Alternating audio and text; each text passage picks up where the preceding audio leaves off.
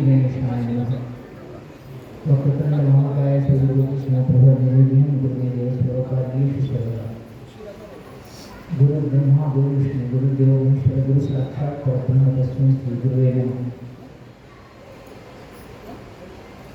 स्वामी चेतना केंद्र की ओर से आप सभी को इस नूतन वर्ष की शुभकामनाएं और आशीर्वाद प्रदान करता हूँ कि यह पूरा वर्ष आपके लिए शुभप्रद हो, कल्याणपूर्ण हो, धन धान्य ईश्वर से परिपूर्ण हो, कीर्ति विषयदायक हो, ऐसा आशीर्वाद देता हूँ।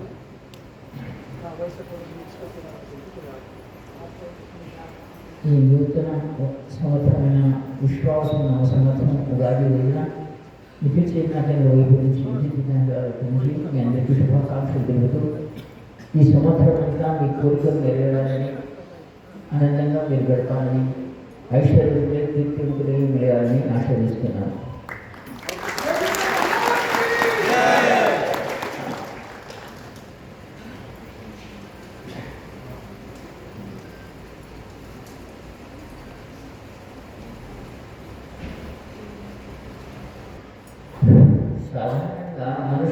साधारणतः मनुष्य में जिज्ञासा होती है, मेरा कल क्या होगा, आज का दिन तो गुजर गया, कल क्या होगा। और यह कल क्या होगा कि जिज्ञासा ही हमें ज्योतिष की ओर ले जाती है। ज्योतिष का अर्थ होता है जिस ज्योति का प्रभाव अपने ऊपर होता है, जैसे सूर्य है, चंद्र है, आदि नक्षत्रों का भूमि पर प्रभाव ये ज्योति के रूप में ग्रह के रूप में है और वो अपने पृथ्वी पर अपना प्रभाव जमाते हैं। वैसे ही उस वर्ष की कुंडली में भी, कुंडली का अर्थ ये होता है कि उसको वो कैसा जन्म लिया, कौन से ग्रह उसका कहाँ था, वो ग्रह की उसकी दृष्टि की या नहीं थी, शनि की दृष्टि की या नहीं थी कि वो जन्म ले रहा था, इसके ऊपर उसका जन्म और पंचांग का अर्थ होता है तिथि वार नक्षत्र योग और कर्ण। कौन से नक्षत्र को दिन कौन सा योग कारण से योग कहा जाता है, सिद्धि है, कैसा योग क्या है ये बताया। तो हमारी ये जिज्ञासा कि कल क्या होगा, यही पंचांग का उद्भव का कारण है। ऋषियों ने इसके ऊपर ही विचार किया कि कल क्या होगा। मैं साधारण आलोचिस्ता हूँ पंचांग अनदरम वाड़न ಪ್ರತಿಯೊಬ್ಬರಿಗೂ రకమైన జిజ్ఞాస ఉంటుంది. ఒకరికైనా ఇది నాకు రేపు ఏమవుతుందో, నేను పుట్టిన రేపు ఏమవుతుందో, మామిడి ఆ రేపు ఏమవుతుందో అన్న జిజ్ఞాసే ఈ పంచాంగానికి కారణమైంది. పంచాంగంలో మనం చూసేది ఏంటంటే సూర్య చంద్రుడు జ్యోతిష్ అనగా జ్యోతి యొక్క ప్రభావం భూమి పైన. అయితే జ్యోతి ఇచ్చేవి ఏవి ఉన్నాయి, సూర్యుడు చంద్రుడు కనిపించేవి నక్షత్రాలు, వాటికి రాశులు, వాటి గ్రహాలు ఈ భూమి పైన ఎలా ప్రభావం చూపుతాయి. ఏ గ్రహం యొక్క చూస్తుండగా మీ జన్మ అయింది, అది చూసిన తర్వాత దాన్ని అనుసరించి బుధుడు ఏ జన్మ అప్పుడు ప్రారంభించడం మీకు చూస్తున్నాడు, అది శోకంలో కలుస్తున్నాడా, మీ యజ్ఞం కలుస్తున్నాడా అనేది ఈ జ్ఞానాన్ని జ్యోతిషం ఉన్నారు. జ్యోతి యొక్క ప్రభావం వల్ల మన పృథ్వీపై కానీ మన పృథ్వీలో ఉండే వాటిపైన కానీ జరిగే ప్రభావాన్ని అనుసరించి జ్యోతిషం కనుగొంది. ఈ జ్యోతిష్యానికి కారణమైన తర్వాత మనలో ఉన్న జిజ్ఞాసగా మనం రేపు ఏమవుతుందో అనేది చెప్పడానికి వాటిని ఒక గణన చేసిన దాన్ని पंचांगम अన్నారు.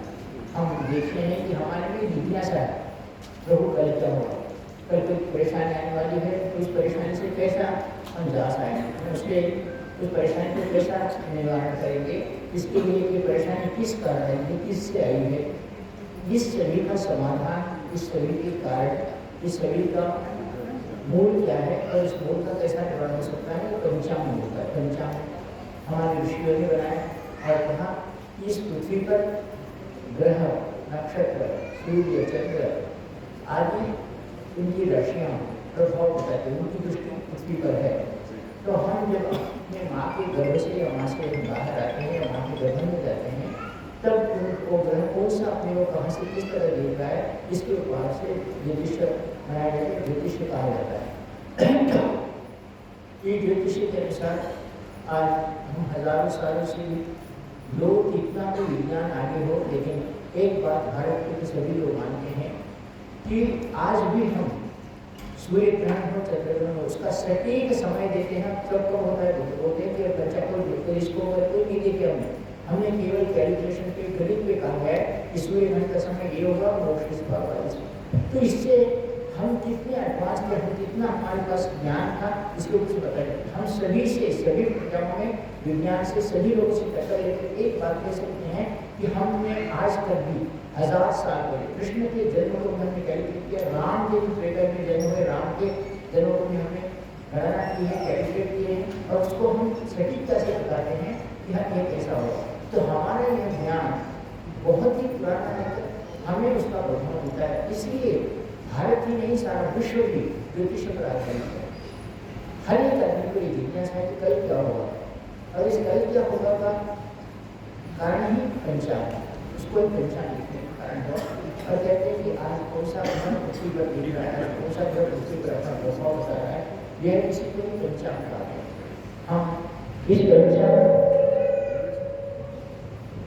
हम इस पंचांग को दृष्टि में रखकर ही आज हर साल, हर वर्ष हम देखते हैं त्रेता युग में युगादि कब थी, द्वापर युग में कब थी, पहले सतयुग में कभी युगादि अक्षय तृतीया से आरंभ होती थी, कभी अचैत नवरात्रि के प्रतिपदा से आरंभ होती है। इस प्रकार अनेक युगों में युगादि का, युग का आदि उसे युगादि कहा गया है, या उगादि कहते हैं, युगादि कि युग आदि का ही युगादि कहने के कारण इस कलयुग का आदि दिवस चैत्र मास की प्रतिपदा को आरंभ हुआ। इसलिए कहा जाता है इससे हमारा नव वर्ष आरंभ हो जाता है। नव वर्ष से हम आज हमारे सनातन धर्म हो, हिंदू धर्म वाले हो, हम इसी को नव वर्ष मानते हैं। इस नव वर्ष के दिन से हम कहते हैं, इस नव वर्ष का प्रभाव कहाँ तक है, हिंदू धर्म पर, पृथ्वी पर, भारत पर, लोगों पर, गाँव पर, राष्ट्र पर, सभी पर प्रभाव है। हमने तो यह भी कहा था कि हम भारतवर्ष की कुंडली भी बनाते हैं, यानी भारत देश, अब भारतवर्ष की कुंडली और कुंडली बताते समय सबसे आश्चर्य ये बात होगी कि भारत का जन्म कब हुआ। अब जम्बूद्वीप कहते हैं, जम्बूद्वीप भारतवर्ष के पर ऐसा माना जाता है। तो जब ऋषि मुनियों ने कहा कि भारतवर्ष का समुद्र में था, समुद्र से वो कहाँ बाहर आया, जम्बूद्वीप में भारतवर्ष के कौन से खंड थे, और ये भारतवर्ष कब कहलाया। तो इस भारतवर्ष को कब कहलाया, इसकी ऋषियों की गणना के अनुसार उन्होंने भारतवर्ष की कुंडली बनाई, और उसके बाद उनको ये हुआ कि हमारा भारतवर्ष तो गुलाम रहा या दूसरों के अधीन रहा। तो उन्होंने भारतवर्ष की कुंडली कब से बनाई, हमारी दो कुंडलियाँ हैं, एक भारतवर्ष की पुरानी कुंडली और दूसरी कुंडली हम आज़ाद जिस में उस दिन की कुंडली। आज़ाद होने से पहले हम दूसरों के हाथ में थे, दूसरे लोग हमारा राज्य चला रहे थे। तो उन्होंने 1947 वो कुंडली भी, उसके ऊपर भी क्योंकि भारत जिस दिन रात को चल रहा था, 1947 में आज़ाद हुआ, तो उसकी कुंडली के अनुसार हम ऐसी आज़ादी कितने दिन रहेंगे, कितने दिन आज़ाद रहेंगे, कितने दिन हिंदू धर्म रहेगा, इसके ऊपर से भी कुंडली बनाई गई है। और इसके पहले भी भारतवर्ष का सनातन धर्म जो है, हम श्री राम, श्री कृष्ण भगवान की भी कुंडली बनाए हैं, और उनका जन्म तारीख हमने एकदम सटीक बताया।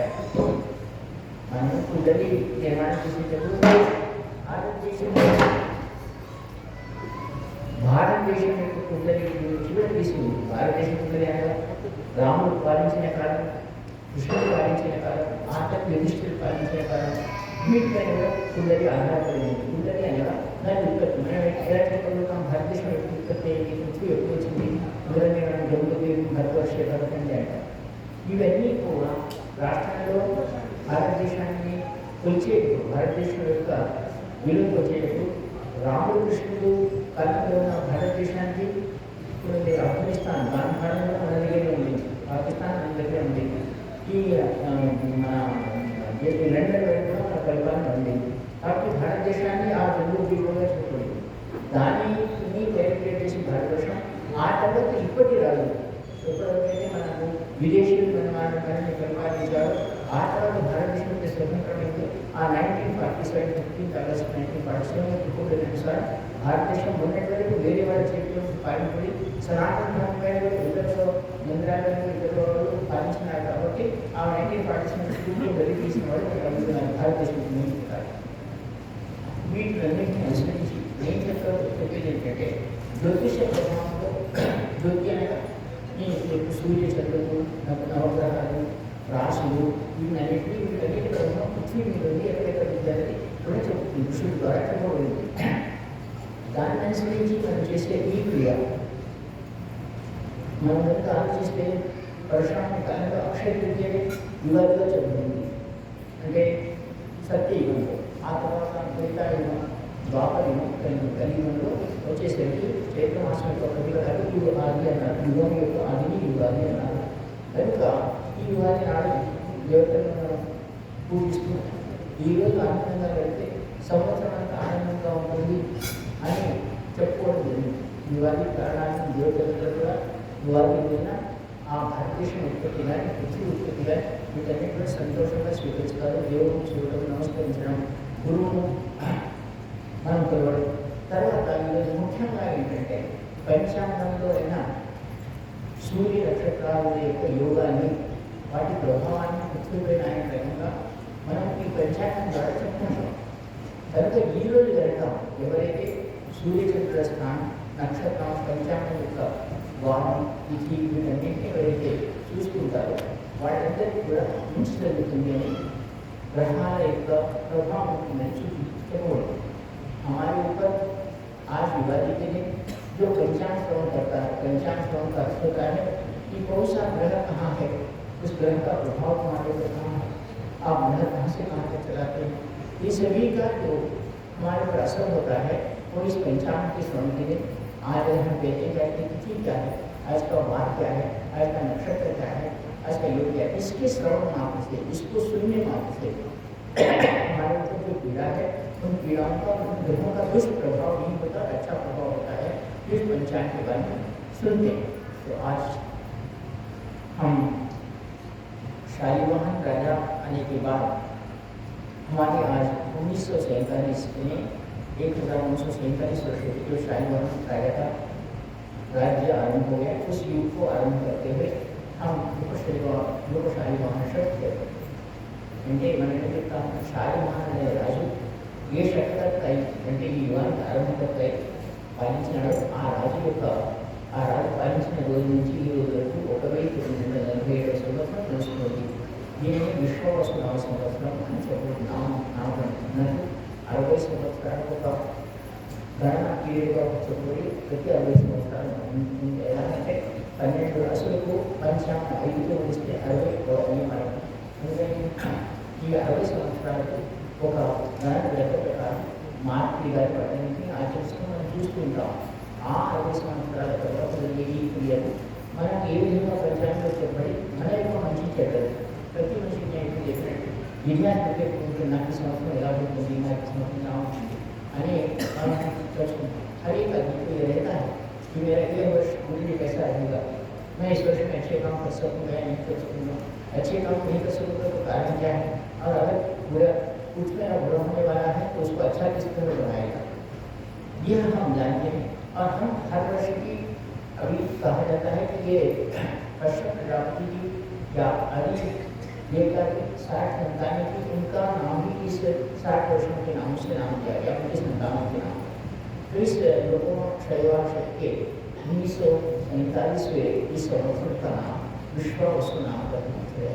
हम आज श्रीमद महागणपति देवता और गुरु देवता और अपने कुल देवता और ग्राम देवता स्थान देवताओं को नमस्कार करते हुए यह पंचांग श्रवण करते हुए ये देखेंगे कि हमारे जीवन का यह वर्ष हमारे लिए किस प्रकार है, हमारे भारत देश के लिए किस प्रकार है, हमारे इस भूतल पर होने वाले जो भी परेशानियाँ, अच्छाई, बुराइयाँ वो कैसा है, तो पंचांग अपने ज्योतिष के अनुसार बताता है और हम आज उसका श्रवण करेंगे। మనం ఈరోజు పంచాంగం ద్వారా ఈ సంవత్సరం శాలివాహన ఆరంభం రాజవారి అయినటువంటి ఇది 1947 సంవత్సరం, దీని పేరు విశ్వవసునామ సంవత్సరం. ఈ విశ్వవసునామ సంవత్సరంలో ఏ గ్రహాలు ఎక్కడగా ఉన్నాయి, వాటి ప్రభావం మనుషుల మీద కానీ, దేశం మీద కానీ, ప్రకృతి మీద కానీ ఎలా ఉంది ఈ పంచాంగం ద్వారా మనం తెలుసుకున్నాం. ఈ పంచాంగం ద్వారా చెప్పుకుంటాం. కనుక శ్రీమద్ మహాగణపతి గురుదేవుడు, గురుదేవులను, రామదేవుడు, స్నానదేవులను నమస్కరించి ఈరోజు మనందరం మన మంచి చెడ్డలు తెలుసుకోవడానికి ప్రయత్నించాం. పంచాంగ శ్రవణం ద్వారా అందరూ ఒకసారి నమస్కారం చేయండి. గురు బ్రహ్మ గురు విష్ణు గురుదేవ మహేశ్వరుడు సాక్షాత్ పరబ్రహ్మ తస్మై శ్రీ గురువే నమః.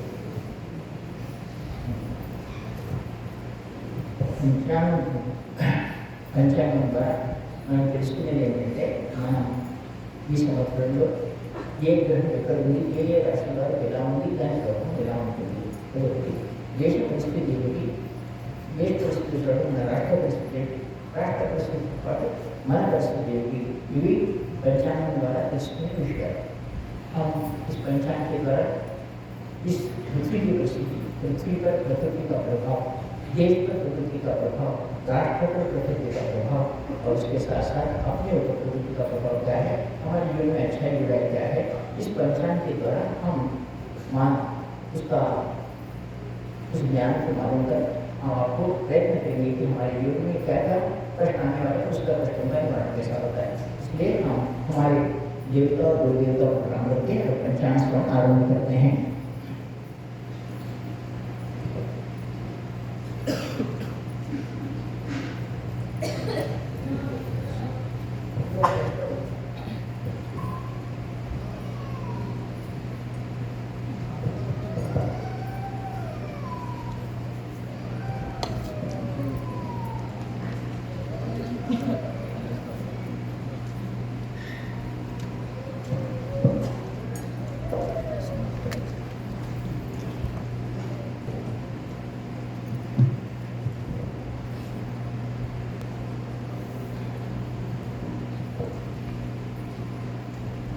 पहले हम यह वर्ष पृथ्वी पर और भारत देश पर इस वर्ष क्या क्या होने वाला है और पंचांग क्या कहता है उसके बारे में पढ़ेंगे। श्री गणेशाय नमः। श्री सरस्वती नमः। अथ संवत्सर फलम् सदैव सिंधुरवदनो देवो यत्पादकं भजस्मरणं वासरमणिरिव संधाम राशिं नाशयति विघ्नानाम्। प्रारंभ में श्री गजानन गणपति देवता का स्मरण करने से जैसा सूर्योदय होने के बाद अंधकार का नाश होता है, वैसे ही श्रीमद महागणपति जी का स्मरण करने के बाद अपने विघ्नों का नाश होता है। इसलिए गणपति भगवान को प्रणाम करते हैं। सत्वा गणपति खेताम ब्रह्मांड शिवात्मकाम समत्र परमोषे सर्वकाम सिद्धे। हमारे सारे कार्यों की सिद्धि प्राप्त करने के लिए, हमारे सारे कार्यों में आने हमारे अड़चनों का निवारण करने के लिए आज हम भगवान गणपति के साथ साथ ब्रह्मा विष्णु शिव उनकी आत्मा उनके नाम लेते हुए इस संवत्सर फल को ब्राह्मण द्वारा गुरु द्वारा हम सुनते हैं, जिससे हमारे जीवन में होने वाले उथल पुथल का हमें ज्ञान हो।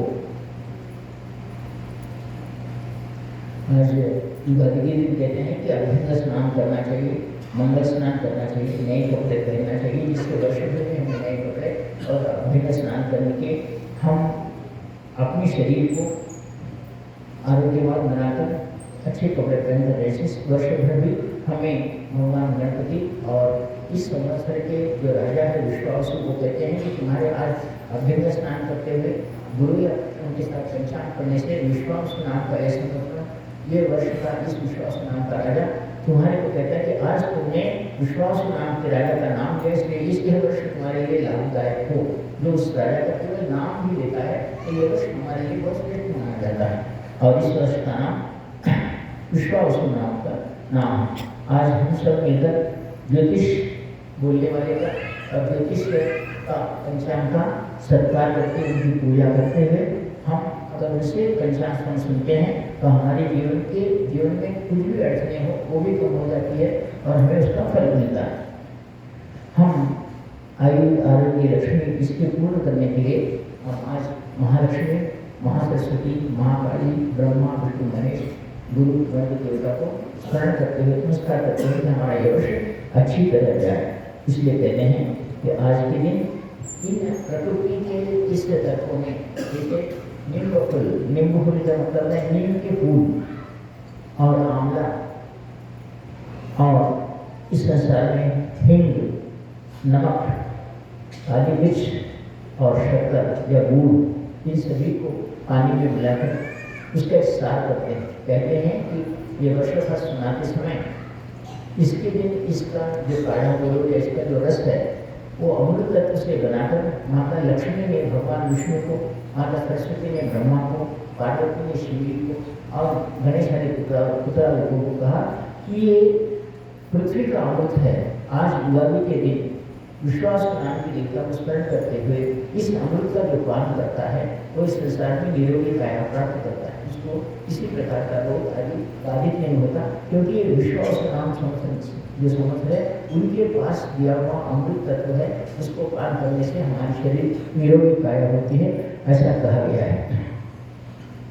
आज के दिन मीठा खाना और अपने पसंद का खाना खाना और आनंद के साथ रहना, अपने गुरु के साथ प्रसन्नता के साथ बिताना, यह बहुत श्रेष्ठता के साथ कहा जाता है कि आज हम अपने गुरु माता पिता देवता को अप्रसन्न करते हैं तो वर्ष भी अपने लिए ठीक नहीं रहता। फिर ऐसे समय में हमें क्या करना चाहिए?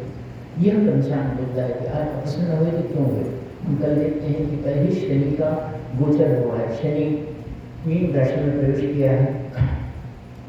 तो मीन राशि में शनि में प्रवेश किया तो आज 6 ग्रह कल और आज में 2 जगह एक थे, और जिसके ग्रह में ग्रह नीच होते हैं वो लोग जरूर देवता गुरु माता पिता बड़े लोगों का कोप भाजन बनता है। तो उसको कोप भाजन जब बनता है तो उस कोप से निराकरण कैसा हो वो अपने गुरु से प्रयत्न करके मालूम कर ले कि मुझे ऐसा जीवन भर आज जैसा मैंने कोप हमारे गुरु से माता पिता से प्राप्त किया वो अगले संवत्सर में मुझे ना हो, ऐसी प्रार्थना करके क्या करना चाहिए यह पंचांग श्रवण में बताते हैं।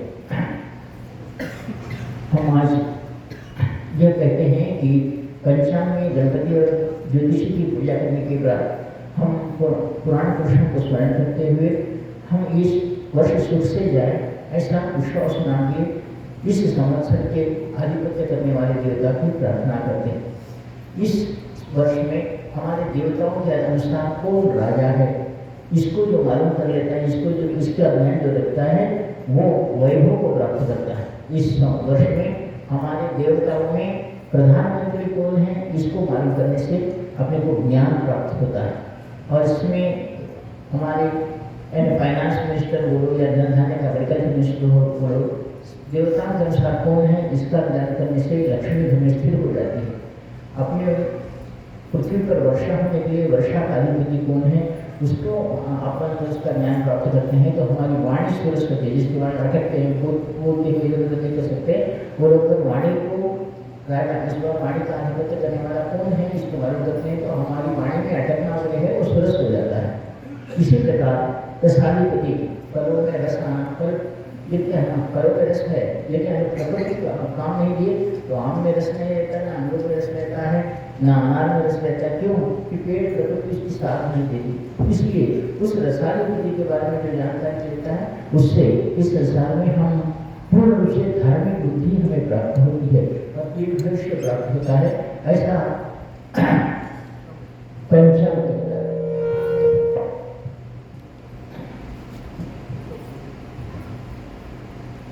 और धान्याधिपति का नाम अपन प्राप्त मालूम करते हैं तो हमें दीर्घायुष्य प्राप्त होता है, ऐसे कहा जाता है। हम चैत्रे पुण्यमयी वसंत समय नव्यम कर्म वार्षिकम नित्यम विष्णुयान अभौतधरण चार्य वीणा विष्णु हरो रविंद्र महिला सौम्य गुरु भार्गव मंदो अंकुर शशिकाश्च हम इस पंचांग को आज के दिन नवग्रहों को नमस्कार करते हुए सभी राशि नक्षत्रों को नमस्कार करते हुए अगर हमने आज सिर्फ याद भी स्मरण भी करते हैं तो हमारे शत्रुओं का नाश होता है, ऐसा इस पंचांग श्रवण में कहा गया है। मैं इसके बाद उनको बोलता हूँ कि कौन कौन राजा है प्रधान है इसके बारे में आपको आगे बताता हूँ, जिसको केवल शून्य मात्र से हमारे को इस वर्ष में होने वाले जो कठिनाई है उसका निर्मूलन होता है, ऐसा कहा गया है।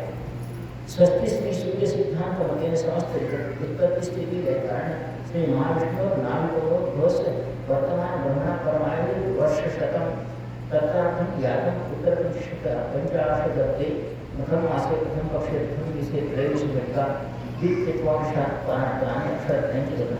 हम सूर्य सिद्धांत के अनुसार यानी इस पृथ्वी पर सूर्य ने वक्त कितने पहले बात करें, जब सूर्य की किरणें पृथ्वी पर पहली बार आती है तो वो युवा लेता है, अब सूर्य की किरणें पृथ्वी पर आती है तभी सारी चीज़ों की उत्पत्ति होती है। वृक्ष हो, वृक्षों से फिर छोटी छोटी चीजें वृक्ष हो, ये सारी की उत्पत्ति सूर्य के पृथ्वी पर किरण करने से होती है। तो उस दिन को ही हम युगादि कहते हैं जब पृथ्वी पर पहली बार सूर्य ने अपने किरणों को डालकर हमें जीवित किया था, हमें इस मनुष्य जीवन को प्रकृति का निर्माण हुआ था।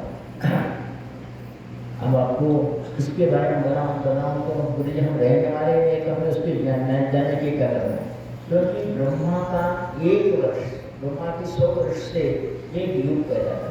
उस 100 वर्षों में एक दिन ब्रह्मा का अगर हम कैलकुलेट कर लें, गणना करें या उसके एक गण हमारे 100 वर्ष अगर होते हैं तो ब्रह्मा जी का एक दिन का एक पक्ष होता है, यानी रात। हमारे 100 वर्ष होने पर हम 100 वर्ष जीना ही मुश्किल है। अब उनकी गणना करते गए तो हम लाखों हजारों वर्षों से ये परेशान स्वयं करते हुए आ रहे हैं। इसलिए मैं उस ब्रह्मा को, उन सभी को नमस्कार करते सिर्फ इतना बतलाता हूँ कि हमारे एक युग में कितने वर्ष होते हैं। एक युग में 43,20,000 वर्ष होने से एक युग होता है। और इस ऐसे 27 महायुग होने के बाद अपना ये 28वां महायुग है। और इसमें हम देखते हैं पृथ्वी युग है, यानी सत्ययुग 17 लाख वर्षों का, 17 लाख 18,000, त्रेता युग 12 लाख 96,000, द्वापर युग 8,84,000 और सांप्रत इस कलयुग का 4,32,000 आयु है। कलयुग कब तक रहेगा? 4,32,000। उस 4,32,000 में आज कलयुग में कौन से शक करता है? शक का अर्थ होता है कौन सा राजा ने इस पृथ्वी को पालन किया, पूरे पृथ्वी का पालन किया, उसको शक करता कहा जाता है। तन्मध्ये षट्कर्ता आदौ विभक्ति युधिष्ठिरशतः चतुश्चत्वारिंशत् अधिक त्रिसहस्राब्दा द्वितीय उज्जयिन्यां विक्रमोत्तरस्य शतः पंचत्रिशत् अधिक शतयुक्ताब्दा तृतीय प्रतिष्ठानमध्ये शालिवाहनस्य शतः अष्टसहस्रवर्षाणि चतुर्थ वैष्णव्यां विजयाभिनन्दनस्य शतः 10,000 पंचमे गौड़देशे धारातीर्थनामकस्य शतः 7,00,000 षष्ठः कविरपत्ने कर्नाटके कल्पअवतारा तस्य शत एकोनविंशतिशतमिताब्दः।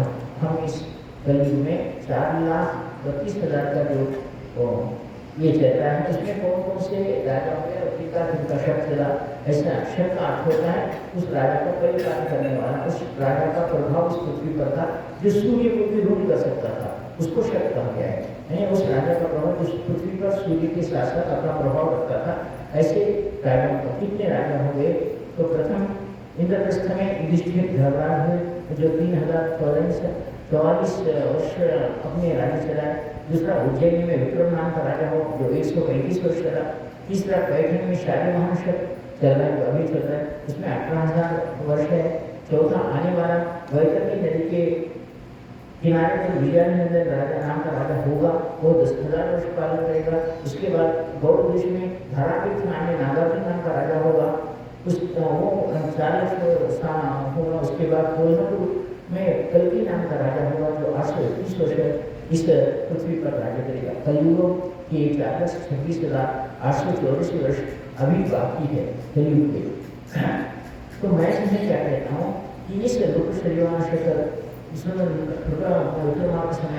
गुजरात में इसको 2081 नाम का अनिल नाम संवत्सर कहा जाता है। मारवाड़ी में 2082 नाम का कुंडल नाम संवत्सर है। और शालिवाहन शक्ति 1947 विश्वास नाम संवत्सर का राजा, इस संवत्सर का राजा रवि है।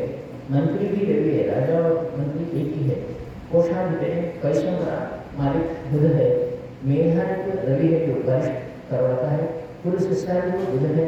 सेना का राजा शनि है बुध का। छत्र धनधान्य क्षेत्र उसका नाम मंगल है। और रसादि को रस प्रदान करने वाला शुक्र है। आज्ञाधिपति रवि है और मध्य पश्चादान में आध्यात्म चंद्र है। बीच में हमें इन सभी का मिलन करने वाला चंद्र कहा गया है। और निर्शेष बुध है। व्यापार कल केतक प्रताप का गुरु है। व्यवहार वस्त्र कष्टा इसका शनि है। नगराधिक रवि है। सर्वेशा रवि है इत्यादि आदर्श स्वल्पम जलमंडल आदि धात्री प्राणी प्राप्ति लक्ष्मी रानी गता नाम विश्वासु भूति रोग है मरणाम। विश्वासु नाम इस संवत्सर में सबसे ज्यादा मनुष्यों को सताने वाला रोग है। शत्रु से भी ज्यादा प्रकृति अपने अपना प्रभाव बताकर मनुष्य को नाना प्रकार के रोगों का निर्माण करती है। ये विश्वास नाम संवत्सर में होने वाला। इसमें बारिश कम होती है और साधारणतः धान्य भी कम ही आता है और लोग ज़्यादा बढ़ते हैं। धन की संपत्ति भी कमी होने की बात है। तो इस वर्ष राजा जो है रवि रहने के कारण इसका प्रभाव हमें कहाँ मिलेगा? सौराष्ट्र, पंजाब, उत्तर प्रदेश, ईशान्य भाग और महाराष्ट्र का बड़ा विदर्भ, दिल्ली का पूर्व भाग और पटना इत्यादि गाने में राजा अगर अच्छा हो तो हम राजा के कहने पर हमारा राज्य भी अच्छा रहेगा। तो राजा का प्रभाव इन राज्यों में होने के कारण राजा जैसा कहेगा उसके अनुसार उसका फल होगा। प्रधान की तरफ बंगाल में होगा, मेघालय गति का फल बिहार जबलपुर में होगा। वैसे ही इस बार ध्यान मेघालय गति और वर्षा बिहार आदि प्रांतों में जबलपुर तक की वर्षा अच्छी होगी। धरने का स्वामी गुजरात में है और आंध्र प्रदेश का फल विदर्भ के भागी में, का फल कोंकण मध्य प्रदेश में और राजस्थान के भूभाग में। अर्धेशा के फल अधिष्ठा के फल का अर्थ होता है जहाँ पैसा धान्य हो उसका फल हमारे तेलंगाना आंध्रा में। सब भारत देश को पालन करने वाला अगर पैसा होगा तो सिर्फ आंध्रा और तेलंगाना में होगा, पूरे भारत।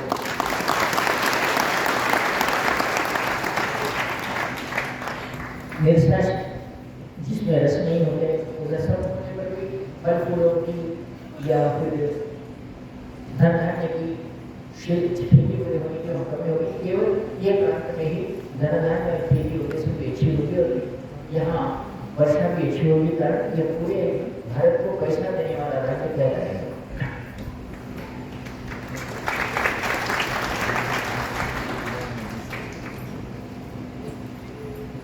इस बार पूरे भारत में महंगाई ज़्यादा बढ़ जाएगी और पानी कम होगी। महंगाई ज़्यादा होने के कारण, पानी नहीं पड़ने के कारण जहाँ धन धान्य नहीं होता है, चोर लोग चोरियाँ ज़्यादा करने लगेंगे और यहाँ चूहों से बीमारी आएगी, चोरों से धन ज़्यादा से जाएगा और लोगों को इसका बहुत कठिनता से सामना करना पड़ेगा। यहाँ हम जो बुध है, बुध का प्रभाव हमारी ओर रहने के कारण हमारे धन धान्य छोड़े और लोग सुखी रहेंगे। रस का वृद्धि रहने के कारण इस बार नमक की कमी होगी, गन्ना कम होगा, तेल कम होगा और जो धान्य जिसमें बीज से हम धान्य निर्माण करते हैं वो बीज वाले धान्य महंगे होंगे और कम मात्रा में प्राप्त होंगे। लेकिन पानी की कमी कोई नहीं होगी, लेकिन धान्य नहीं मिलेगा, पानी पी सकते हैं। उसके बाद दूध, फल, फूल इसकी भी समृद्धि अच्छी रहेगी देश में, लेकिन धान्य नहीं होगा। इस बार रत्न आदि और सोना आदि इसके भाव बहुत ही ऊंचाई तक बढ़ सकते हैं और इस संसार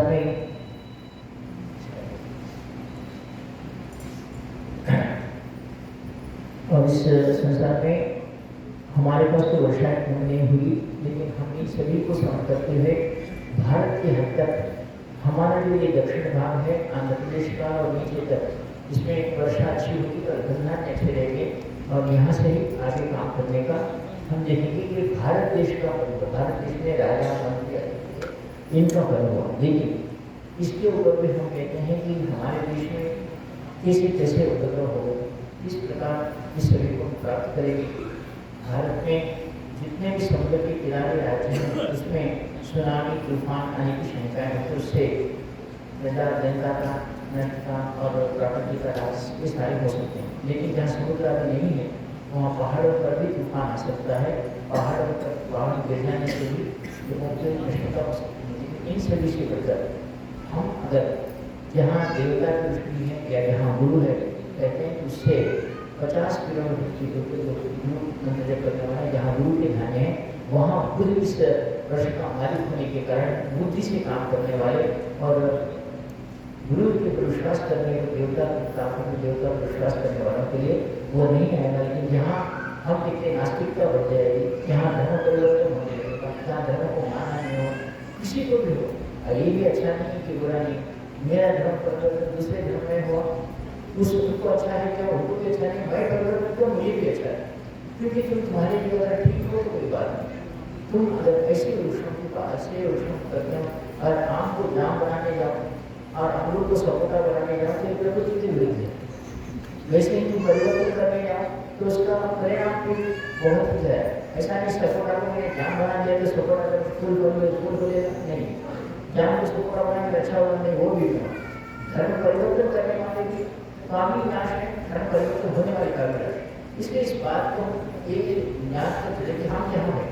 इसलिए कृष्ण ने कहा कि तुम तुम्हारे धर्म को लेकर चलो, तुम तुम्हारे भगवान को विश्वास कर चलो, लेकिन इस बात में नहीं कि तुम दूसरे धर्मों का नाश करो, दूसरे धर्मों का नाश करो, दूसरे धर्मों को गाली दो, ये कभी नहीं कहता। हमारा धर्म सनातन धर्म कभी दूसरे धर्मों का नाश या कभी विनाश नहीं चाहता, दूसरे धर्मों के बारे में बुराई नहीं करता, बुराई नहीं करनी चाहिए। लेकिन जब हद से बाहर हो जाते हैं, हमारे धर्मों पर भी, हमारे धर्म पर पत्थर बरसने लगे, कितना सहन करें? सहन करने की वो स्थिति क्या थी? तब जो कार्य होता है कृष्ण कहते हैं जैसे तो कैसा बनना ठीक।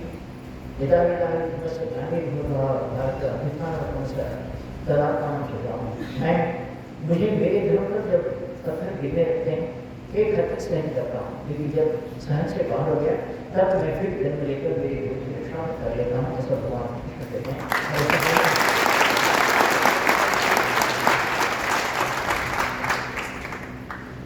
तो आज हमारे देश और हमारे इस राज्य के तक हम अपनी घर से धन से भरपूर होंगे, वैसा भी अच्छा रहेगा। लेकिन आनंद और उसमें राजनीति का जो राजनीति है इसके कारण प्रजा बहुत पीड़ित होगी। धनवान को भी सताया जाएगा, गरीबों को भी सताया जाएगा। इस ऐसी नीति ना हो।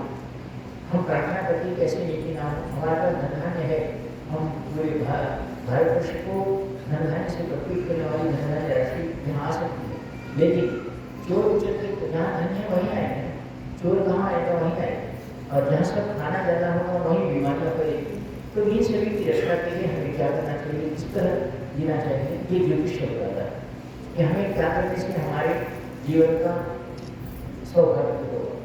अब इस बात को मैं आगे कहते हुए कितना भी आगे बताऊँ, कितना भी आगे बताऊँ, कितना भी आगे करूँ, लेकिन फिर भी हमारे जीवन में ऐसा कोई आदमी नहीं है। इतने लोग यहाँ बैठे जिसके पास करोड़ों रुपया भी हो, जिसके पास सारी चीज़ें भी हो।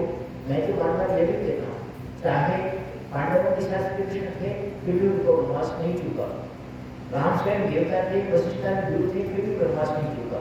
लेकिन ये बात श्रेष्ठ है कि वनवास में रहकर भी आनंदित रहे, और ये आनंदित रहने की प्रक्रिया को गुरु सिखाता है, केवल देवता।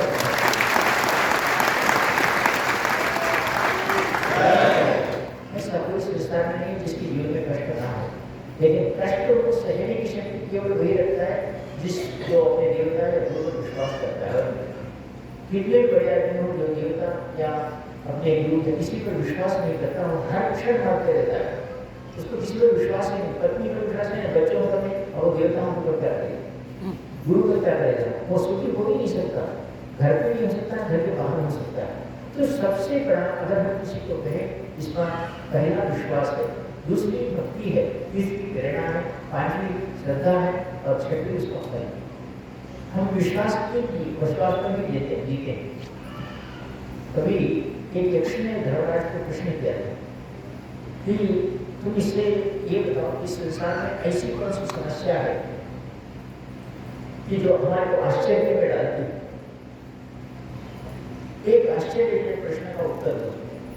तो धर्मराज ने कहा कि सभी को ये ज्ञात है कि हम आज नहीं तो कल मरेंगे, लेकिन फिर भी वो धन का संचय करके बैठता है, घर में बेटे को होना है, उसको पता है कि आज नहीं कल मरना होगा, लेकिन वो प्रॉपर्टी बनता है, अपने बेटे को दिखता है कल अच्छा हो। अरे तेरे साथ क्या होने वाला है? यही सबसे बड़ी आश्चर्य बात है कि वो उनको उन बच्चों को पालने के लिए उस धन को प्राप्त करने की पूरी गतियाँ पूरा प्राप्त करते रहता है। ये जानकर भी कि मैं मरने वाला, इससे बड़ा आश्चर्य संसार में क्या हो सकता है? ऐसा उस यक्ष के प्रश्न को धर्मराज ने जवाब दिया है। तो हम आज इस संसार में ये बात करें कि हमारे जीवन में भी ऐसे कुछ क्षण आते हैं, ऐसे कुछ क्षण आते हैं कि हम अपने प्रश्नों का उत्तर नहीं जानते, तभी हम जाकर उन ज्योतिषों के पास या उन गुरुओं के पास जिसका कार्य ज्ञान करते हैं, उनके पास पूछते हैं कि हमारे जीवन में यह समस्या का उत्पन्न हुआ है, ये समस्या आई है, इस समस्या का समाधान कैसे होगा, हमारा कल क्या होगा, यह बात पंचांग में बताई जाती है। अब मैं और ज़्यादा समय आपका नहीं लेता और सब लोग जिज्ञासु है कि प्रभु ये सब एक तरह कर दो, मेरे अश्वत नक्षत्र का कार्य।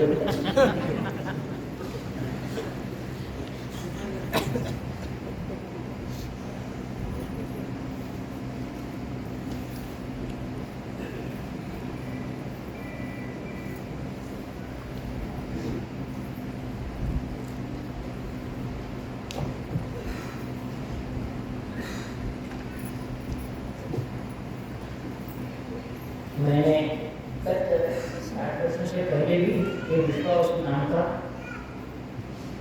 समाज कराया था। तो मैंने प्रभुजी सदुबेली के एक पुस्तक में मैंने देखा कि गुरु ने कहा था विश्वास नाम के संवत्सर में हर साल हर एक के घर में किसी प्रकार की अनिष्टता ना हो, अनिष्टता ना हो, या किसी प्रकार किसी घर में मृत्यु आदि ना हो, किसी घर में ऐसा कार्य ना हो, घर में सब शुभ कार्य हो, अच्छे कार्य हो, ऐसा सोचकर हर एक को उस संवत्सर का राजा जो है, उस संवत्सर का फल देने वाला राजा जो है, जिसको हम प्रार्थना करने से हमारे घर में बुराइयाँ मृत्यु आदि नहीं हो सकती, ऐसे के लिए मैं हर एक को कहता हूँ कि तुम्हारे मुख्य द्वार पर इस यंत्र को अगर तुम लगा दो तो तुम्हारे घर में दुष्टता या भ्रष्टता या बुराई नहीं हो सकती। ये बात मैं हर बात कहता हूँ सभी को। अब इसका प्रश्न हमारे सबसे तांत्रिक ज्ञानी हैं यहाँ श्रीधर है और हमारे सौभाग्य लक्ष्मी है, ये तांत्रिक लोग हैं, ये लोग बहुत प्रश्न पूछते। अब इसका कारण बताता हूँ, उनका प्रश्न मेरे लिए क्या होता है। मुझे आप ये सब बोला रहे, सब बता रहे हैं, सब बता रहे हैं, तुम्हारा भाई दत्तू भैया ही मर गया तब क्या हो, उसका भी बोलता हूँ कारण क्या है। एक बात बताता हूँ, क्योंकि प्रश्न तो उतना जरूरी है ना। मैं विश्वास करता हूँ, मेरी स्वप्ना भी विश्वास करते हैं, हम हमारे घर में हैदराबाद के घर में हमारे पिताजी से हम हर बार डरते थे, थोड़ा भी कुछ लगाना ना तो क्या लगाना यहाँ नहीं।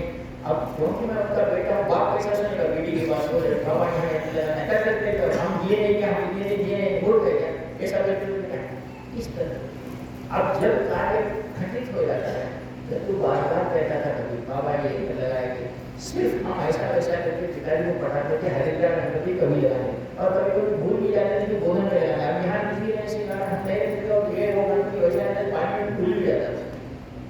मैं देखा हूँ, मेरा अनुभव में कह रहा हूँ, यह कारण हुआ कि हम वो लगाना चाहते थे नहीं हुआ, और तत्व हैदराबाद के घर से नहीं गया वो बोधन के घर से गया।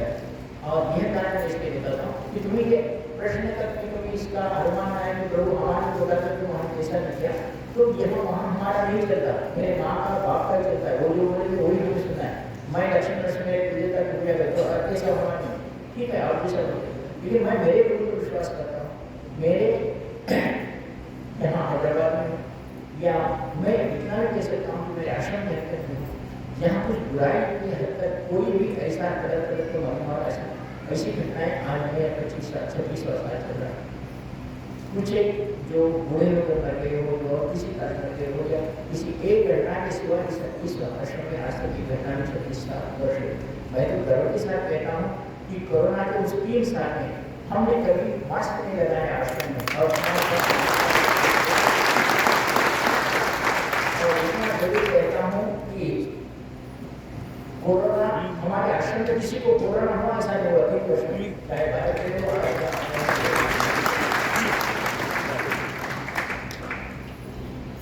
तो जिस जहाँ गुरु को विश्वास करते हैं और गुरु के विश्वास के साथ हम करते हैं, हम उस सारी चीज़ों को प्राप्त करते हैं।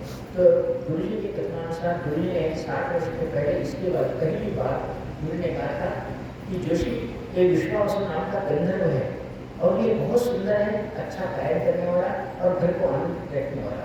तो इस विश्वास नाम के इस वर्ष में अगर अपने घर के मुख्य द्वार पर विश्वास नाम का मूल यंत्र अगर हम लगाते हैं तो हम हमारे घर में कुछ भी बुराइयां मृत्यु आदि योग आदि को हम नहीं देख सकते।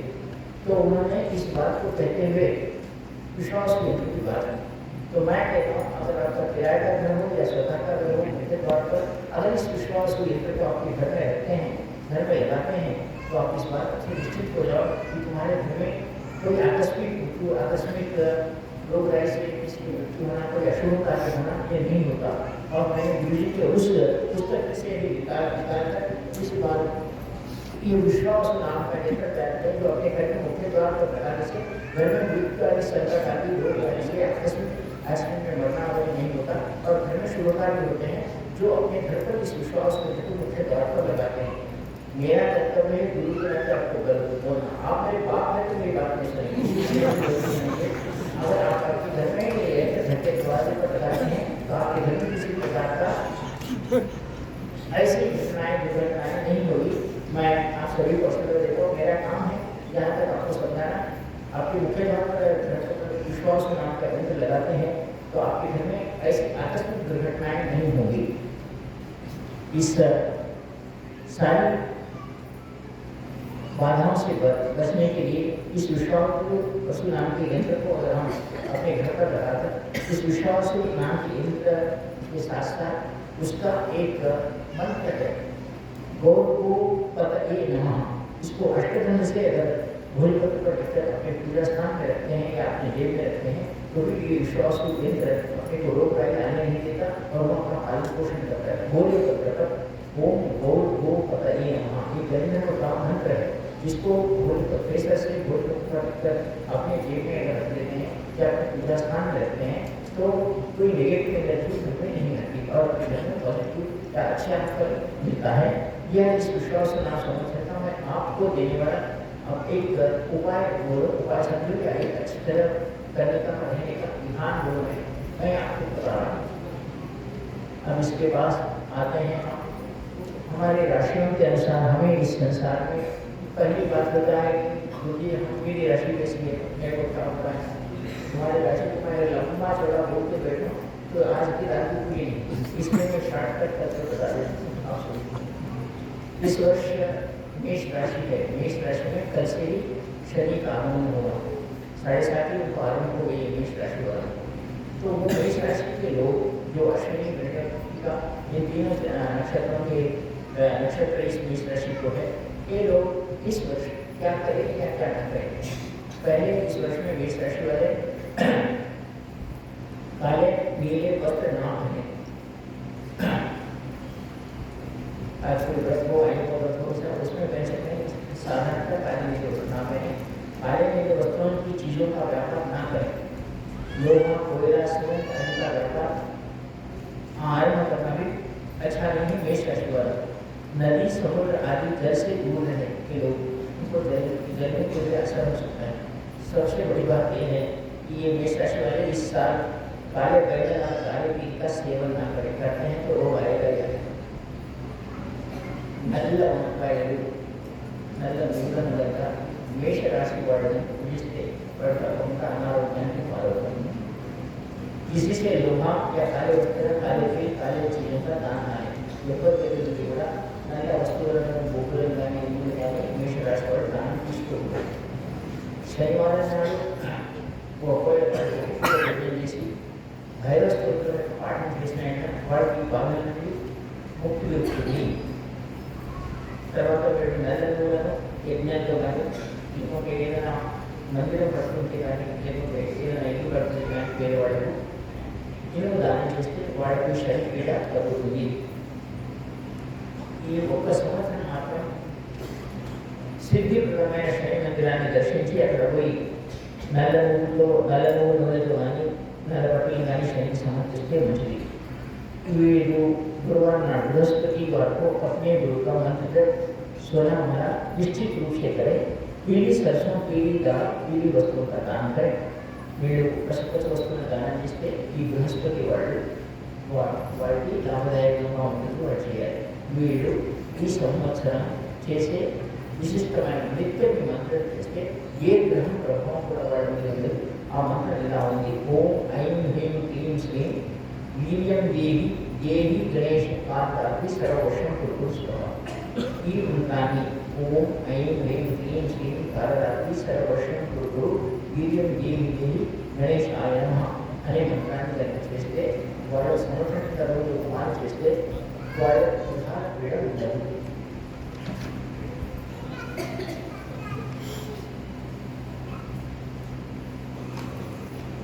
ఆ తర్వాత రాశి వస్తుంది వృషభ రాశి।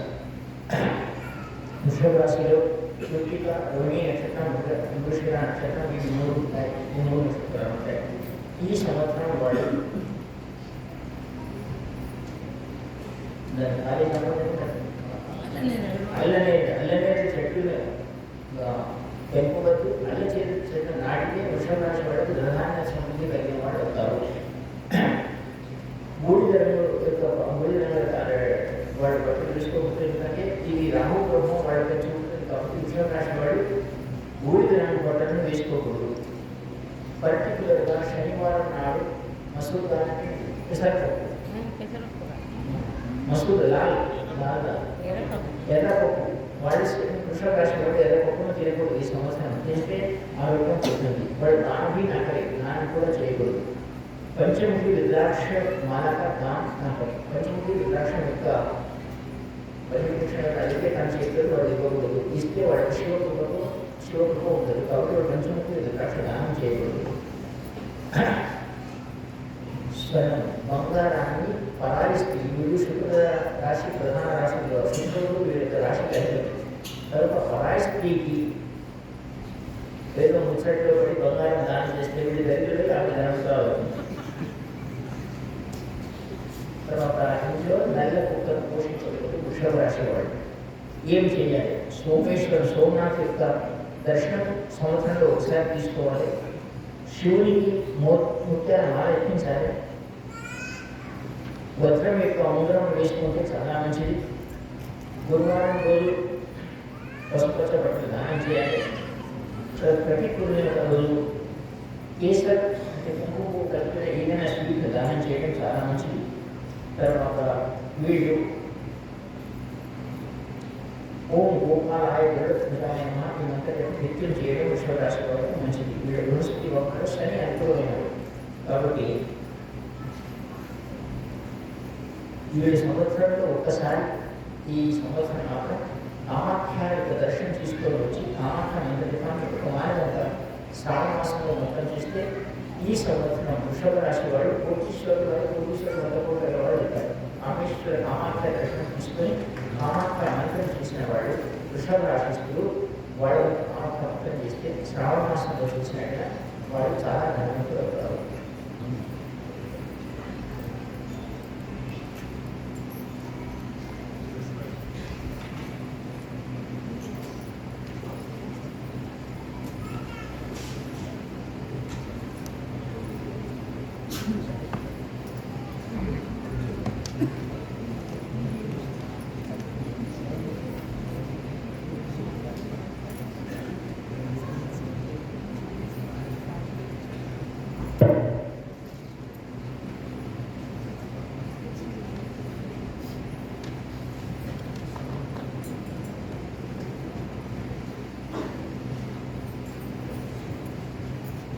ఈ తర్వాత రాశి మిథున రాశి చెప్తుంది. ఈ మిథున రాశికి మృగశిర నక్షత్రం, ఆదా నక్షత్రం, పునర్వసు నక్షత్ర జాతకులు మిథున రాశిలో వస్తారు. ఈ రాశి వాళ్ళు ఈ సంవత్సరం వీళ్ళకు కూడా బాగుంది. శని అనుకూలమన్నాడు, బృహస్పతి అనుకూలమన్నాడు, రాహుకేతులు కొద్దిగా బాగలేదు. కాబట్టి వీళ్ళు గురుమంత్ర జపాన్ని యొక్క నిత్యం మర్చిపోకుండా 6 నెలల జపం చేస్తే వీళ్ళకి అన్ని అనుకూలంగా ఉంటాయి. సోమవారం నాడు మహాన్యాస శ్రావణ మాసంలో 4 సోమవారాలు కూడా మహాన్యాసపూర్వకంగా రుద్రాభిషేకం ఇంట్లో చేస్తే చాలా మంచిది. బంధు బాంధవులకు వీళ్ళు కొట్లాటలు పెట్టుకోకూడదు. వాళ్ళకి విడిపోయే ఛాన్సెస్ ఎక్కువగా ఉన్నాయి. ఈ రాశి వాళ్ళు ఈ సంవత్సరం సినిమా, కళ, వస్త్ర వ్యాపారం, తర్వాత ఈ పంటలకు సంబంధించిన కార్యాలు, తర్వాత రియల్ ఎస్టేట్, ఈ మిథున రాశి వాళ్ళ ఎస్టేట్ వాళ్ళకి చాలా లాభం కలుగుతుంది. శ్రావణ మాసంలో శాలిగ్రామ పూజ, ఏకాదశి నాశనం చేసేవాడు కూడా కోటీశ్వరులు అవుతారని చెప్పబడింది. కావున ఈ మిథున రాశి వాడు ఇది చేయకూడదు. విదేశీ జాయిన్ అప్పుడైతే నాకు బయట విదేశాలు వెళ్తానే అనుకోకూడదు. ఇబ్బందులు పాల్గొతారు. नया घर बांधने की कोशिश ना करें. కొత్త ఇల్లు మిథున రాశి వాళ్ళు ఈ సంవత్సరం కట్టకూడదు. కట్టి ఇబ్బందులు కావుతారు. ఎవరైనా ఇల్లు పోట్లాడుకుంటే వారి ఉంటే వాళ్ళకి సమాన గ్యారంటీగా పోకూడదు, ఇబ్బందులు కావుతారు. ఈ సంవత్సరం వీళ్ళు నెల ప్రత్యేక గౌచాన్ని కానీ నిత్యం పాఠం చేసిన వరకు ప్రశ్న సంవత్సరం యొక్క లాభం ఉంటుంది. తర్వాత స్త్రీ యంత్రం ఎక్కువగా వాడడం కలిస్తే సంవత్సరం అన్ని రకాలుగా వారికి అనుకూలంగా ఉంటుంది.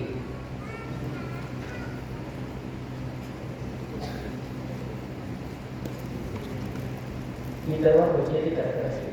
పునర్వసు నక్షత్రం, పుష్య నక్షత్రం, శ్లేష నక్షత్రం కూడుకున్నది. వీళ్ళు ముత్తర మాల, వీళ్ళకి కర్క రాశి కూడా ఈ సంవత్సరం బాగుంటుంది. ముత్తర మాల యొక్క శివుడికి ఎక్కించి వేరొకసారి ప్రతి సోమవారం ఎక్కించిన వీళ్లకు అనుకూలంగా ధనం ఆకస్మిక ధనప్రాప్తి జరుగుతుంది. తర్వాత ఎంత ఖర్చు పెట్టినా ఇంకా ధనం వస్తూనే ఉంటుంది. వీళ్ళు తప్పకుండా ఈ సంవత్సరం కర్క రాశి వాళ్ళు కొత్త ఇల్లు కట్టడం కానీ కొత్త ఇల్లు కొనుక్కోవడం కానీ తప్పకుండా జరుగుతుంది. కొనుక్కోవడం ప్రారంభించింది. ధన ప్రాప్తి కోసం వీళ్ళు ఎంత ముందే సాధన చేస్తే ఈ సంవత్సరం ప్రారంభించింది. ఇది కర్క రాశి వాళ్ళు. వీళ్ళు అప్పు తీసుకోవడం మాత్రం ఈ సంవత్సరం చేయడం जीवितांत कर्क राशि के लोग अगर इस संवत्सर आपको लेते हैं, लोन लेते हैं, तो जीवन भर उनका काम को लेते गया उसका एक फिट टाइम नहीं वैसा ही रहता। और बंधु बांधवों को दान ना करे, बड़े मैं हो आपको ले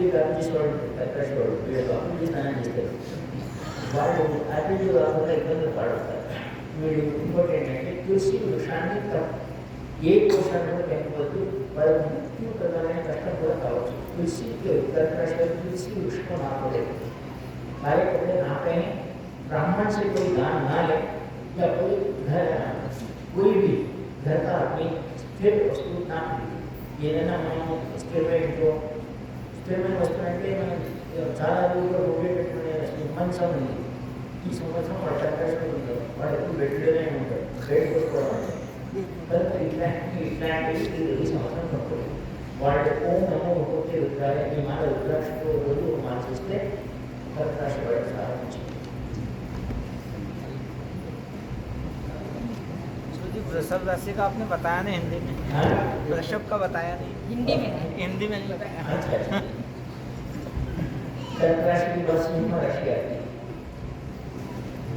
सिंह राशि के लोग को इस पर आध्यात्म शनि है, अष्टम शनि कष्ट को देता है।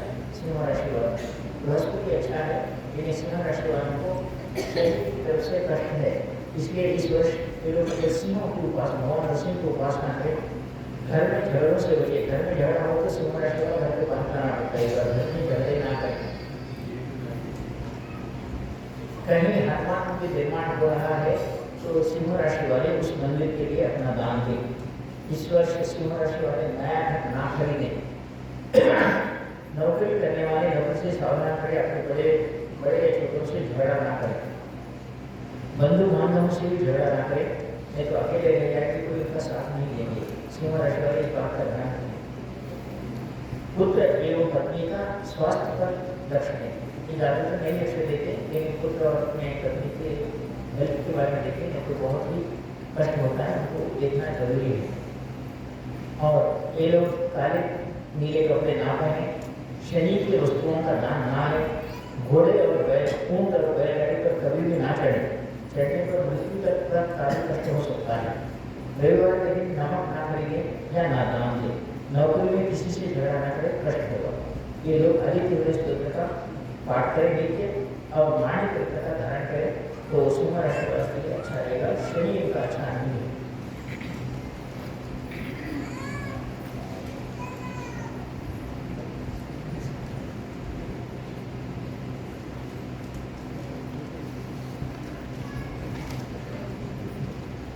इसके बाद आती है कन्या राशि। कन्या राशि में उत्तरा नक्षत्र है, हस्त नक्षत्र है और चित्रा नक्षत्र है।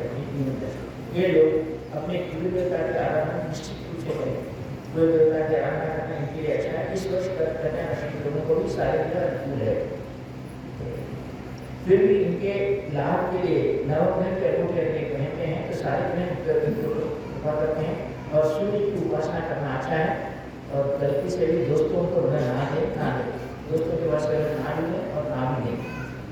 क्या ना करें, काले नीले कपड़े ना पहने, कोयला शनिवार को ना खरीदे, ना उसका व्यापार करें, दूध दही मिठाई इत्यादि का व्यापार ना करें। संतान के आरोग्य के विषय में निर्लक्ष्य ना करें। और जलयान ना करना ही उचित है। यानी बोट में शिप में जाना पड़े धन्य राशि वाले ना करें। वर्ष भर अनुकूलता के लिए गुरु कवच का पाठ करें या गुरु कवच धारण करें। ये कन्या राशि के लोग के लिए है। कन्या राशि किसी सारे में उनके अनुकूल जीवन उतना कष्टदायक नहीं है। इसके बाद आती है तुला राशि।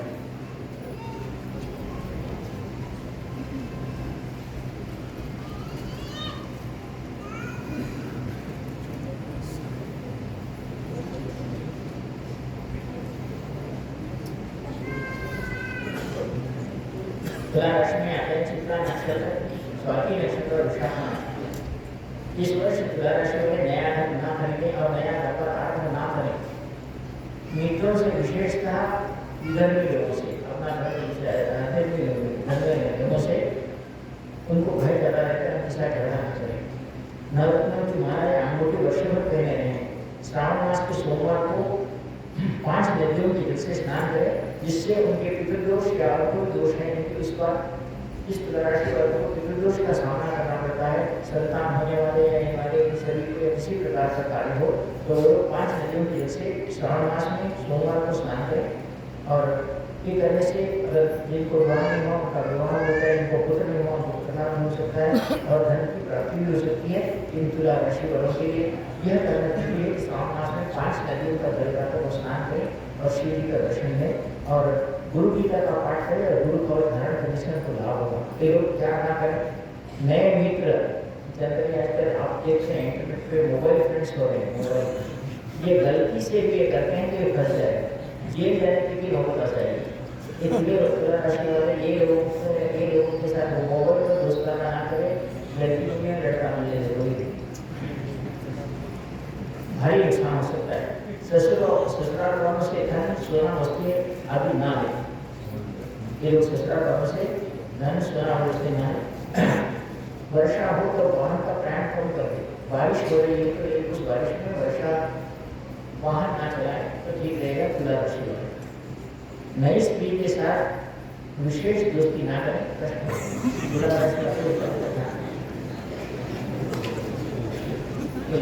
गीता का पाठ करना होता है। तुला राशि के बाद आती है वृश्चिक राशि।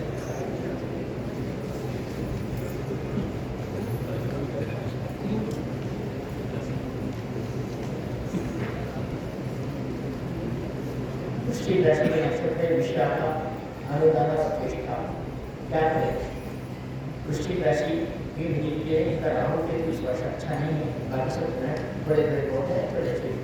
ये लोग मिली जुली रहने के कारण ये लोग हनुमान जी की उपासना करें। मंगलवार को एक समय भोजन करें, लाभदायक होगा। महालक्ष्मी की विशेष रूप हो सकते हैं जो मंगलवार को वृश्चिक राशि वाले एक समय भोजन का व्रत करते हैं। शुक्रवार को 11 कुमारियों का भोजन करें। कोई भी शुक्रवार बहू बेटी बहन इनको दान दें, इनसे दान ना बहू से बेटी से और बहन से वृश्चिक राशि वाले दान ना लें, दान दें। लेकिन दान देने से ये लोग बेहतर हो जाते हैं। पीले एवं हरे कपड़े पहने, इन पर विशेष ध्यान दें कि लोग पीले और हरे कपड़े पहने से खुशबू होगा। दूसरे रंग के कपड़े पहनना वृश्चिक राशि के लिए अच्छा नहीं है। ये लोग क्या ना करें, गलती से भी सगे संबंधियों के घर ना खाएं या कोई दान स्वीकार ना करें। सगे संबंधियों के घर में खाना खाएं ना खाएं और कोई दान ना आए। इस वर्ष विषय बाधा हो सकती है। जो लोगों को विषय बाधा क्योंकि राहु के दिन बहुत बुरा प्रभाव होता है, इसलिए विषय की बाधा हो सकती है। खान पान एवं घरेलू झगड़ों से दूर रहें। लाल कपड़े ना धारण करें या लाना भी अच्छा नहीं। वृश्चिक राशि वाले साधारणतः लाल कपड़े ही पहने चाहिए। इस वर्ष लाल कपड़े ना पहने, ना दान दे, ना पहने, उनके लिए अच्छा नहीं है। ये लोग नित्य बजरंगबाण या हनुमान भगवान स्तोत्र का पाठ करें या मंदिर की अनुभूति धारण करें। वृश्चिक राशि वाले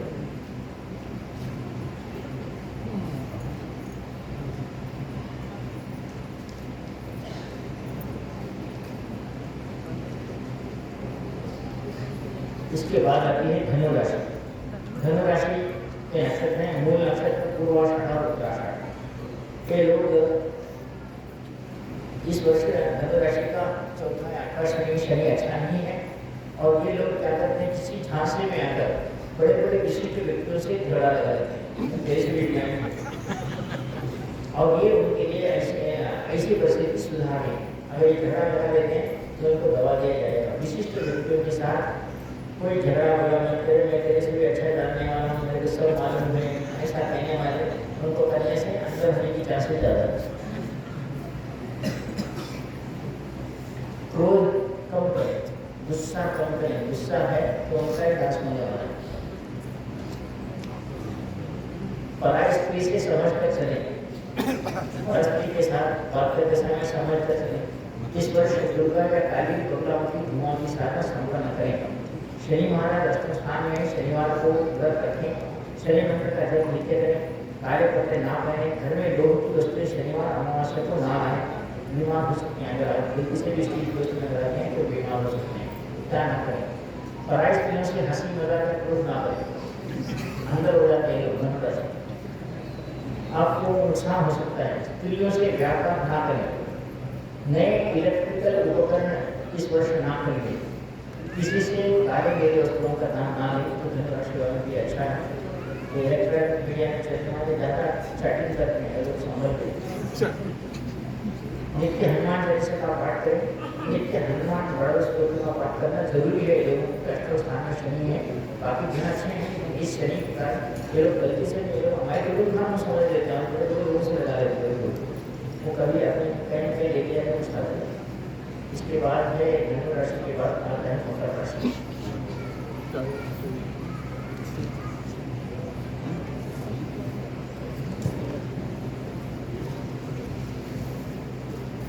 मकर राशि में आते उत्तराषाढ़ नक्षत्र, श्रवण नक्षत्र और धनिष्ठा नक्षत्र आता है।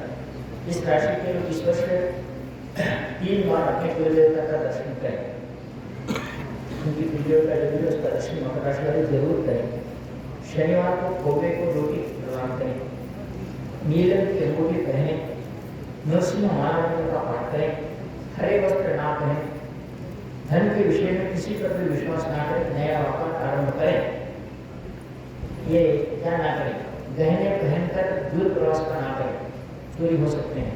क्योंकि मकर राशि के पास पैसों की और धन की दान इसकी चोरी इस बात बहुत हो सकती है। सामान्य जेब में पैसा सामने ऊपर पाकिट में रहा है बोले तो मान लेते हैं, मेरे पास सोना है बोले रखते हैं तो कोई माल होता है। मकर राशि में चोरी का जाता है। नए जूते चप्पल शनिवार मंगलवार को ना खरीदे, ना मोती की माला ना पहने। स्त्रियों से कोई भी रक्तदान में या फ्री में ना ले, संतान को ध्यान दें। अगर ये नहीं करते हैं तो उनको कष्ट का सामना करना हो सकता है। इस वर्ष भैरव मंत्र का जप करें, कारगिल स्तोत्र का पाठ करें, भारत व्यक्ति को शनिवार को गुड़ रोटी खिलाएं, उनके लिए अच्छा है। मकर राशि की 7.5 करी गई है और सारी तरीके से अनुकूलता है, क्योंकि अनुकूलता के इसमें कोई स्त्रियों से कपड़ा ना करें।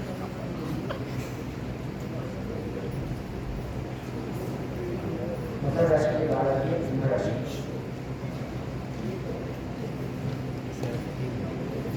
कुंभ राशि के नक्षत्र है धनिष्ठा, ये दूसरा शतकारका और पूर्व भाद्रपद। क्या करें? ये कुंभ राशि वाले बैंक में काम है बोल के जाते हैं, बैंक वालों से झगड़ा लगा रहते हैं, लोग जाते हैं, बैंक वालों से झगड़ा लगा ना लोग आता है ना लोग जाता है, ऐसे पैसे जेब में ले जाते हैं। ये पैसा देने वाले या चिट्ठी बिट्ठी डालने वाले एक कुंभ राशि वाले काम इस साल ना करें और खीर बनाकर दान करें। कुमारी और ब्राह्मणों को खीर खिलाएं, अनुकूलता होगी। किसी भी मंदिर को या गुरु के दर्शन को जाते समय नंगे पैर जाए, चप्पल डालकर बैठ जाए, नहीं तो उनको चप्पल अपने सर पे उठा लेना पड़ेगी, न हो सकती। कुंभ राशि वाले अपने गुरु का दर्शन लेते समय या फिर मंदिर में जाते समय नंगे पैर जाकर दर्शन लें और लाल कपड़े पहने, मोर पंख या हाथी के नाखून अपने पास रखें। अनुकूलता होगी कि 7.5 चल रही है और हाथी का नाखून हो या मोर पंख हो सामने रखने से अनुकूलता प्राप्त होती है। क्या ना करें?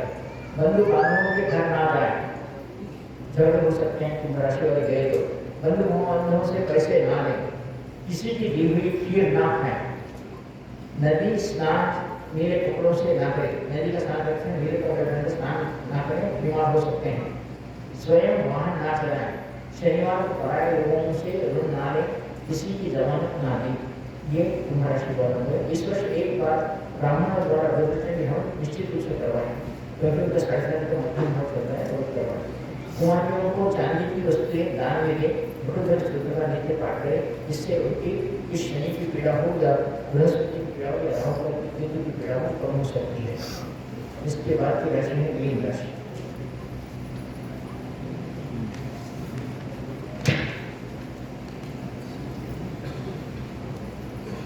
मीन राशि में पूर्व भाद्रपद, उत्तरा भाद्रपद और रेवती नक्षत्र हैं। इस वर्ष को बृहस्पति का अंक का जाप करें। शुक्रवार और शनिवार को पीले वस्त्र ना पहने। दक्षिण दिशा के मुख्य द्वार वाले घर में ना रहें। रहने से कुछ न कुछ बीमारी उत्पन्न दक्षिण द्वार से नहीं हो सकते। मीन द्वार राशि वाले दक्षिण द्वार के घर में ना रहें या किराए पर भी ना लें। गरुड़ मंत्र का जाप करें। बंधु बांधवों को स्वर्णदान ना करें, धन का अभाव हो सकता है। उन्माद को स्वर्णदान। इस वर्ष मीन राशि के इसमें क्या है कि ये सर्प के इनको सर्प का दोष कर सकता है, इसलिए सर्प को ना मारे, स्वर्ण का दान मारे। साधारणतः शनिवार को स्वयं बनाया खाए। शनिवार को मिठाई किसी की दी हुई ना खाएं। इस वर्ष विष की बाधा हो सकती है। मीन राशि में निश्चित रूप से विष की बाधा हो सकती है, इसलिए बाहर का दान कम करें या मिठाई ना खाएं शनिवार को। और तांबूल शुक्रवार और रविवार को ना खाएं। विवाह में विशेषता खाना खाना विष प्रयोग हो सकता है। विवाहित कार्य में जाते हैं तो मीन राशि में ना खाना उसमें विष प्रयोग हो सकता है। इस वर्ष गरुड़ प्रयास स्तोत्र का नित्य पाठ करें। प्रति मेरा गरुड़ धारण करें, नित्य स्तोत्र पाठ करें। ये 12 मीन राशियों के बारे में आप सभी लोग द्वारा इसके बाद मैं सब राशि का बता दें। कल तक हो जाएगा आपके राशि अनुसार। अपने हम देश की परिस्थिति के बारे में बताते हैं। जितने समुद्र के किनारे रहते हैं उसमें उपद्रव होगा, तूफान, सुनामी ऐसी चीज आते हैं। बहुत लोगों को इसके प्रभाव हो सकता है। और जो मध्य राज्य हैं इसके ऊपर चोर, चक्के, लुटेरे और राजनीतिज्ञों का प्रभाव रहकर उनके पास धन का लूट और हो सकता है। इसके बाद जो भी हिमालय आदि दूसरे स्थान में वहाँ भूकंप आने की ज़्यादा आशंका है भारत में। आज हम हमारे पास अगर देखते हैं तो सभी लोग हमारे शिवाजी की साक्षी की पूछा था कि पूरी यहाँ रियल एस्टेट कैसा रहता है। उनका रियल एस्टेट मामूली आदमी को लाभदायक नहीं, राजनीति नीति के करोड़ों की सहायता दे सकता है।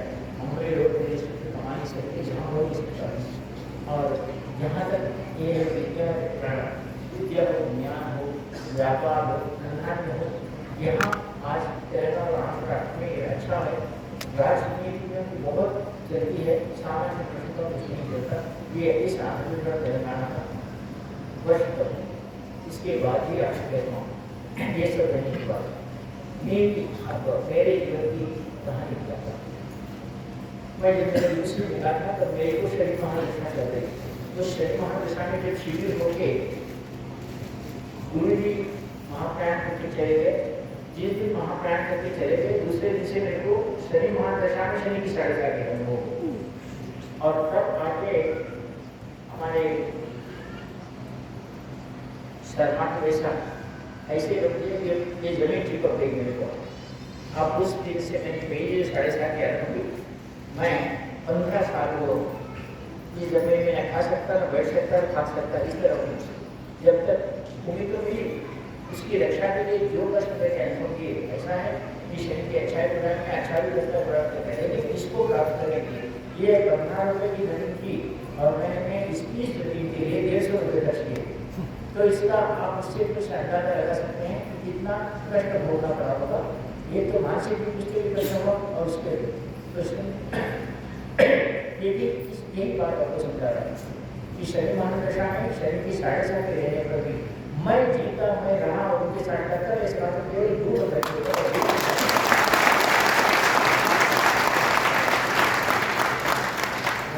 छोटे से गांव से आया हुआ आदमियों ने यहाँ जीना है मुश्किल है। यहाँ के बारे में बीमारी का नाम होगा कहीं लेने लगेंगे और यहाँ की जमीन के बारे में अच्छे लोग यहाँ से भागते। और मैं इतना मेरे गुरु से कहता हूँ, गुरु से मैं टिका हुआ हूँ आज कुछ जमीन।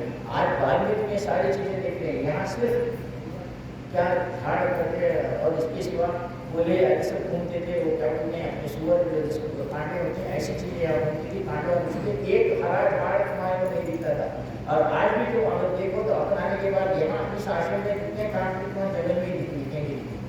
ऐसी स्थिति में अगर यहाँ उठ रहा हूँ तो केवल गुरु कृपा से उठ रहा हूँ और खड़े रहा हूँ। अब मैं आप सभी को भी देता हूँ कितने भी जो है अच्छे बुरे हो, अगर हम अपने गुरु पर विश्वास कर नहीं सकते हैं तो हमारे भगवान और कष्टों की मेमोरी हमारे साथ लेकर हमें ले जाते हैं और सारी ग्रहों की पीड़ाएं फिर आप निराकरण करते हैं।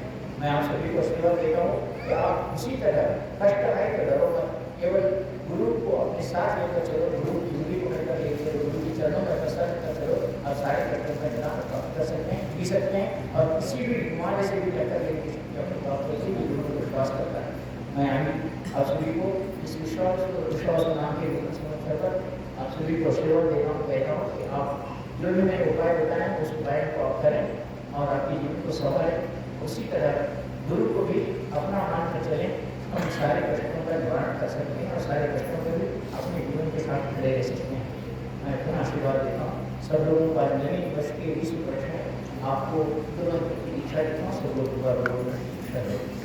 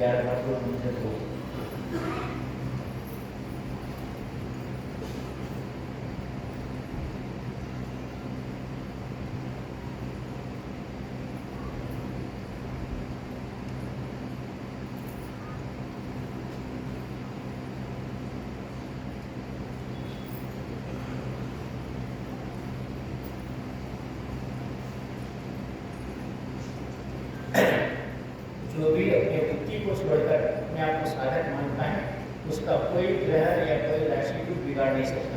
लेकिन बुद्धि पे मैं राजा हूँ, मैं डॉक्टर हूँ, मैं इंजीनियर हूँ, मैं मिलिट्री हूँ, मैं वो हूँ, तो आपको जरूर ग्रह बिगाड़ता है।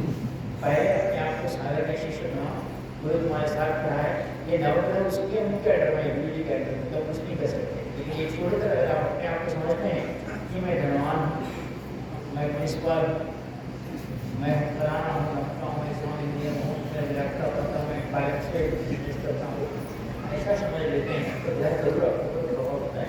सारा करने की कोशिश करो, कोई ग्रह आपको तो प्रभाव नहीं पाएगा। आपको आज के जो मैं जैसा फूल का अमृत कहाया जाता है या तेलुगु में उगाली कचड़ी बोलते हैं, उसको सभी को पहले दूंगा, उसके बाद में मुझे चेतना के ओर से आपको जो भी छोटा प्रसाद दिया जा रहा है हमारे जनता के यहाँ के और हमारे आयोजक देशमुख साहब सब लोग आपको उसके तरफ आप हमारे किचन के तरफ जाकर थोड़ा सा हमारा उगाली के साथ प्रसन्न करें, हम खुश करें, आशीर्वाद। बोलो पंचमूर्ति देव की जय, माता जी की जय।